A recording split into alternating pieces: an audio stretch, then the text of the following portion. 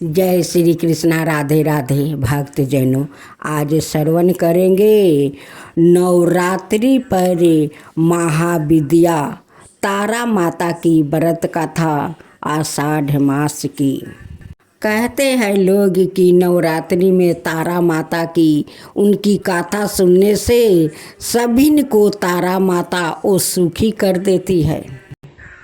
तारा माता की व्रत कथा, जो भक्त तारा माता का नवरात्रि रखते हैं वो गुप्त होके व्रत करते हैं, उनकी सारे मनोकामना तारा माता पूरा करती है। भक्त जनों, तारा माता का गुप्त व्रत रख कर उन पर विश्वास करके आप पूजा कीजिए, उनकी अर्चना कीजिए, आपका जरूर मनोकामना पूरा होगा।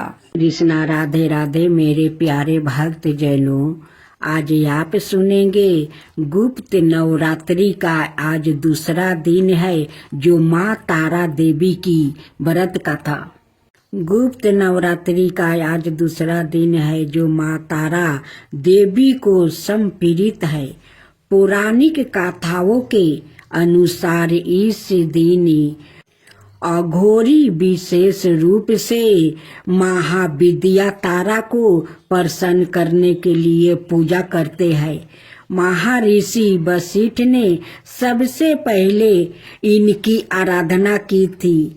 शत्रुओं का नाश करने वाली माँ तारा सदाए रूप ईश्वर की देवी मानी जाती है। साथ ही अथर्क उन्नति, भोग और मोक्ष दोनों प्रदान करने वाली भी है। तारा पीठ में देवी सती के नेत्र गिरे थे, इसलिए इस स्थान को नयन तारा भी कहा जाता है। यह पीठ पश्चिम बंगाल के बीरभूम में स्थित है। यह अनाय कथा के अनुसार माना जाता है कि तारा देवी राजा दक्ष की दूसरी पुत्री थी, जिनका मंदिर शिमला से 13 किमी दूर सोगी में स्थित है। शास्त्रों के अनुसार लंकापति रावण ने भी माँ तारा की उपासना की थी। साथ ही माता तारा देवी को लेकर यह भी मानता है कि जिनका उद्धार भगवान शिव भी नहीं कर पाते, उन भक्तों का उद्धार भी माँ तारा देवी करती है। माँ तारा की पूजा के कोई विशेष नियम नहीं होते हैं, लेकिन यह मानता है कि यदि कोई व्यक्ति पूरी श्रद्धा से माँ तारा देवी की पूजा करता है तो माता भक्तों की पुकार सुनकर उनका उद्धार अवश्य करती है। माँ तारा की साधना करने से धन संबंधी सभी समस्याओं दूर हो जाती है और साथ ही दिव्या सिद्धि भी प्राप्ति होती है। माँ तारा की पूजा हमेशा एकांत कक्ष में ही करें। जिस स्थान पर आप पूजा करें वहाँ आपके अलावा कोई भी अन्य व्यक्ति मौजूद ना हो। माँ तारा की पूजा करने से पहले स्नान करें। इसके पश्चात एक सफेद रंग की धोती धारण करें। माँ तारा की पूजा हमेशा रात्रि के समय ही की जाती है, इसलिए माँ तारा की पूजा हमेशा अर्धरात्रि में ही करें। माँ तारा देवी की पूजा करते समय पश्चिम दिशा की ओर मुख करके बैठे। पूजा करने वाली चौकी पर गंगा जल छिड़क कर उसे शुद्ध कर ले। चौकी पर गुलाबी रंग का कपड़ा बिछाए और गुलाब के फूल रखे और तारा यंत्र की स्थापना करे। यंत्र के चारों ओर चावल की ढेरिया बनाए। चावल की चारों ढेरियों पर एक एक लवंग रखने के बाद तारा यंत्रा के सामने घी का दीपक जलाए और मंत्र जप करे, श्रद्धा पूर्वक माँ तारा की कथा सुने। कथा सुनने के बाद आरती करे। पूजन करने के बाद पूजा में इस्तेमाल की गई सभी समग्रही को किसी बहती नदी में प्रवाहित कर दे। यह पीपल के पेड़ के नीचे जमीन में खोद कर भी दबा सकते हैं। माना जाता है कि नील कांच की माला से 12 माला का जप करने से माँ तारा देवी प्रसन्न होती है और लोगों की मनोकामना पूरी करती है। अब सुने माँ दुर्गा की उत्पत्ति की कथा। देवगणों की शक्ति से देवी की उत्पत्ति हुई, लेकिन देवी के शरीर का अंग प्रत्येक देव की शक्ति का अंश से हुआ है। जैसे भगवान शिव के तेज से माता का मुख बना, श्री हरि विष्णु के तेज से भुजाएं बना, ब्रह्मा जी के तेज से माता के दोनों चरण बने, वही यमराज के तेज से मस्तक और केश, चंद्रमा के तेज से स्तन, इंद्र के तेज से कमर, वरुण के तेज से जांघें, पृथ्वी के तेज से नितंब, सूर्य के तेज से दोनों पैरों की अंगुलियां, प्रजापति के तेज से सारे दांत, अग्नि के तेज से दोनों नेत्रा, संध्या के तेज से भौरे, बाहु के तेज से कान और अन्य देवताओं के तेज से देवी का विभिन्न अंग बने। देवी का जन्म तो हो गया, लेकिन असुरों के अंत के लिए अभी भी अपार शक्ति की जरूरत थी। तब भगवान शिव ने उनको अपना त्रिशूल, भगवान विष्णु ने चक्र दिया, हनुमान जी ने गदा दिया, श्री राम ने धनुष दिया, अग्नि ने शक्ति बाण से भरे तरकस दिया, वरुण ने दिव्या शंख, प्रजापति ने स्फटिक मणियों की माला, लक्ष्मी जी ने कमल का फूल दिया, इंद्र ने वज्र दिया, शेष नाग ने मणियों से सुशोभित नाग दिया, वरुण देव ने पास और तीर दिया, ब्रह्मा जी ने चारों वेद दिया और हिमालय पर्वत ने माता को उनका वाहन सिंह दिया। इन सभी अस्त्र शस्त्र को देवी दुर्गा ने अपनी 18 भुजाओं में धारण किया। अस्त्र शस्त्र और आंतरिक शक्ति से देवी का विराट रूप बन गया और असुर उन्हें देख कर ही भयभीत होने लगा। देवी के पास सभी देवताओं की शक्तियां हैं, उनके जैसे कोई दूसरा शक्तिशाली नहीं है। उनमें अपार शक्ति है, उन शक्तियों का कोई अंत नहीं है, इसलिए वो आदि शक्ति कहलाती है।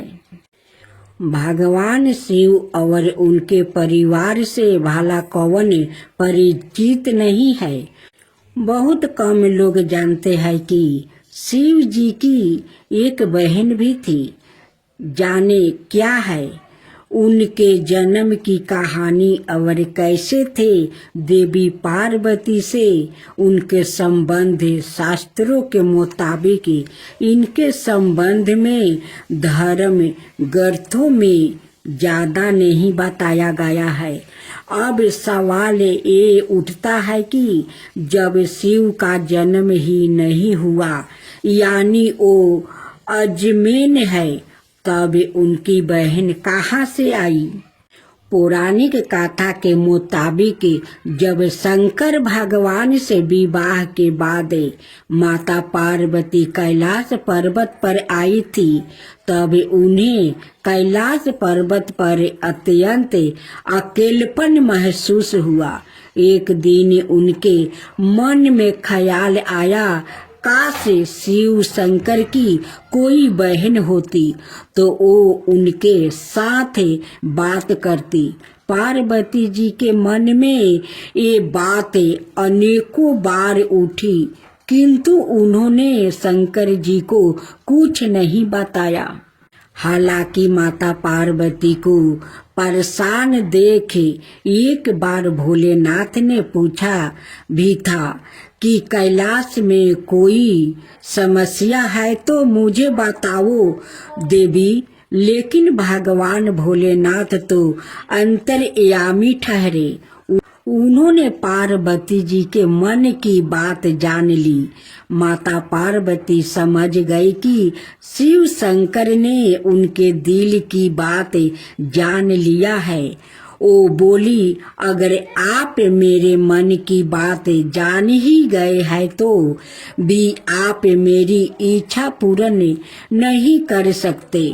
भगवान शिव शंकर मुस्कुराए और बोले, मैं तुम्हें ननद तो लाकर दे दूं, लेकिन क्या आप उसके साथ निभा पाएगी?